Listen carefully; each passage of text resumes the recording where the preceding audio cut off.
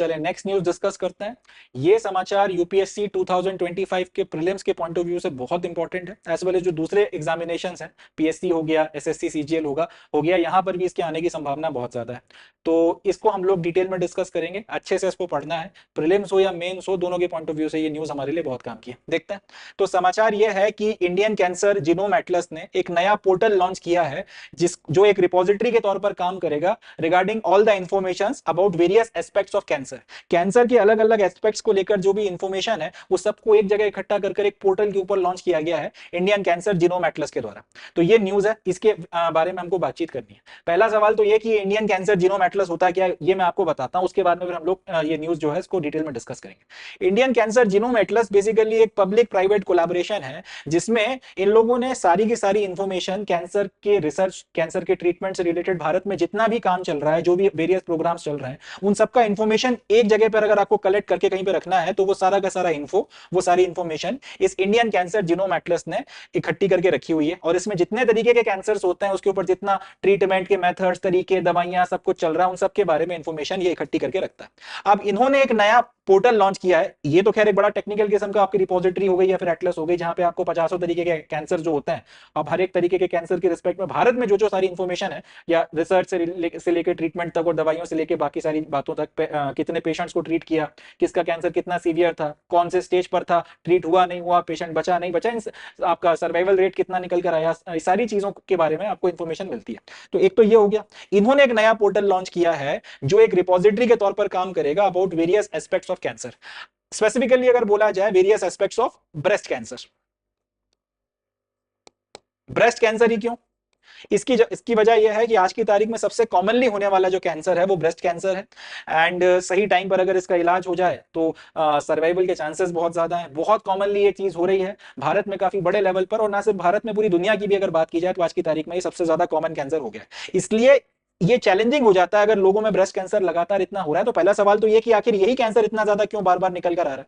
दूसरा, अगर ये हो भी रहा है तो फिर जल्दी से जल्दी ये पकड़ में आए, जल्दी से जल्दी इसका इलाज हो सके और इस तरह से हो सके कि कैंसर फिर वापस रिपीट ना हो, इसकी गठाने फिर से ना बन जाए। इन सारी बातों को लेकर अब बड़े लेवल पर रिसर्च और अलग अलग जो है इसके पहलुओं को लेकर अलग अलग तरीके की रिसर्च वगैरह चल रही है, अलग अलग तरीके के शोध चल रहे हैं। तो किसी एक आदमी का रिसर्च का जो डाटा है वो किसी दूसरे को इजीली एक्सेसिबल रहे, आपस में नॉलेज शेयरिंग ज्यादा बेहतर तरह से हो सके, एंड जो भी किसी के दिमाग में अगर कोई नोवेल आइडियाज आते हैं, कुछ अगर प्रश्न है, इस तरीके कई सारी चीजें हैं, उनको ओपनली शेयर कर सकें, उसके लिए ये प्लेटफॉर्म बनाया गया है, जिसपे कैंसर के मल्टीपल एस्पेक्ट्स पे बात करनी है, बट स्पेसिफिकली ब्रेस्ट कैंसर पे ज्यादा एम्फेसिस जो है दिया गया है। तो उसके लिए ये इंडियन कैंसर जीनोम एटलस ने ये पर्टिकुलर पोर्टल लॉन्च किया है। समाचार ये हो गया।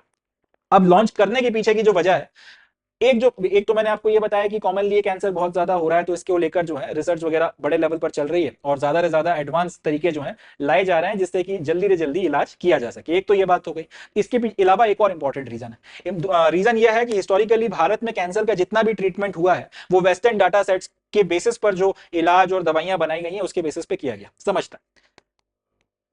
आज की तारीख में जो सबसे ज्यादा मेडिसिन प्रैक्टिस हो रही है वो है एलोपैथी। एलोपैथी आई है पश्चिम से।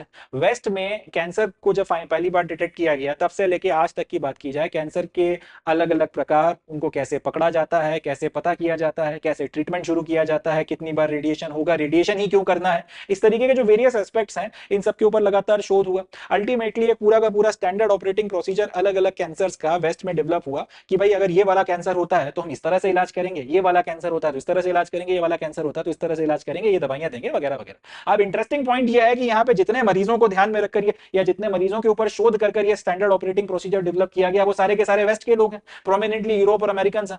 इनको ध्यान में रखकर आपने पूरा स्टैंडर्ड ऑपरेटिंग प्रोसीजर डेवलप किया है। इसी स्टैंडर्ड ऑपरेटिंग प्रोसीजर को अल्टीमेटली इंडिया में भी अडॉप्ट किया गया है और इसी के बेसिस पर भारत में कैंसर का इलाज किया जाता रहा है। मगर अब एक इंटरेस्टिंग बात निकल कर आ रही है। इंटरेस्टिंग पैटर्न ये निकल कर आ रहा है कि इंडिया के जो कैंसर पेशेंट्स हैं उनमें जो कैंसर की गठाने डेवलप हो रही हैं, मॉलिक्यूलर लेवल पर यह देखा गया है कि इनमें और वेस्टर्न पेशेंट्स में जो कैंसर की गठाने डेवलप हो रही हैं इसमें काफी ज्यादा अंतर है। मतलब यह कि वो स्टैंडर्ड ऑपरेटिंग प्रोसीजर जो वेस्टर्न कैंसर पेशेंट्स को ध्यान में रखकर डेवलप किया गया है, शायद वो इंडियन कैंसर पेशेंट्स के ऊपर उतना ज्यादा इफेक्टिव नहीं है।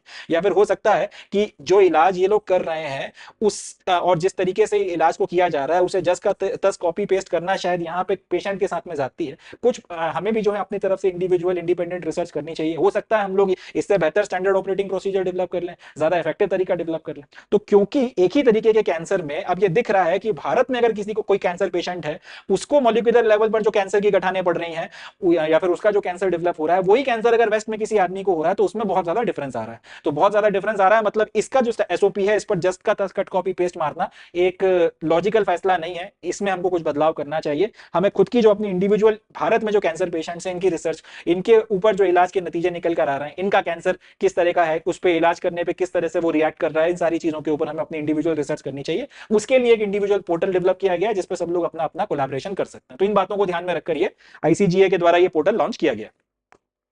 This portal will be the first in India to offer data that includes DNA, RNA and protein profiles of breast cancer patients integrated with clinical outcomes। तो भारत में ये पहला इस तरीके का पोर्टल रहेगा जिसमें कैंसर का जो इलाज किया गया, तो कैंसर की जो गठाने हैं उसका डीएनए एनालिसिस, उसका डीएनए प्रोफाइलिंग, उसका आरएनए प्रोफाइलिंग, उसकी प्रोटीन प्रोफाइलिंग, ये सारी की सारी खास तौर पे ब्रेस्ट कैंसर के जो पेशेंट्स हैं उसके रिस्पेक्ट में रखी जाएंगी, इकट्ठी करी जाएंगी। प्लस उन पर जब दवाइयां चली या फिर उनके ऊपर किसी तरीके के ट्रीटमेंट का को अप्लाई किया गया तो उसके क्या आउटपुट निकल कर आया, कितना सर्वाइवल रेट था, कितना जल्दी जो है आपके पेशेंट ने रिस्पॉन्ड किया, कितना वक्त लगा अल्टीमेटली कैंसर को क्योर होने में, और उसके बाद में फिर कैंसर फिर से रिपीट हुआ या फिर से कुछ वक्त के बाद में उभर कर आया या नहीं आया, आया तो फिर कितना जल्दी उसको डील कर लिया गया।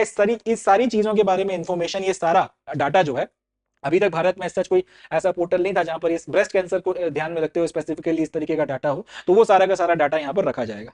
आज की तारीख में इसमें सिर्फ 50 के करीब ब्रेस्ट कैंसर के पेशेंट्स हैं, उनका डाटा रखा गया है, बट धीरे धीरे कोशिश की जा रही है कि लगभग 500 के करीब जो पेशेंट्स हैं उनकी कंप्लीट जो आपकी मेडिकल हिस्ट्री है, डाटा रिसर्च जो भी इनके ऊपर किया गया सारा का सारा यहाँ पर लाकर इकट्ठा किया जाए और इसका जितना हो सके फिर फायदा आपके दूसरे जो पेशेंट्स हैं उनको भी दिया जा सके, कैंसर की रिसर्च को दिया जा सके और ज्यादा बेहतर, ज्यादा इफेक्टिव और ज्यादा कॉस्ट इफेक्टिव तरीके जो हैं ट्रीटमेंट के डेवलप किए जा सके।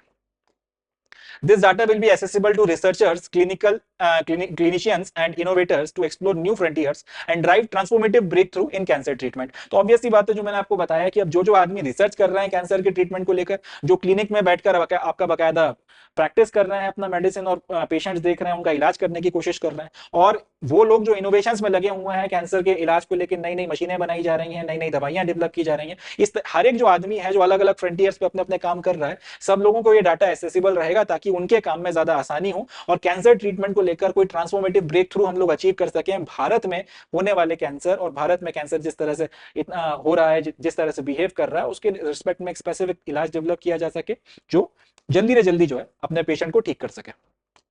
ये सारी बातें जो है ध्यान में रखी जा रही हैं और इन सबको ध्यान में रखकर ये पूरा का पूरा पोर्टल लॉन्च किया गया है। बाकी अब देखते हैं इसके क्या नतीजे निकल कर आते हैं।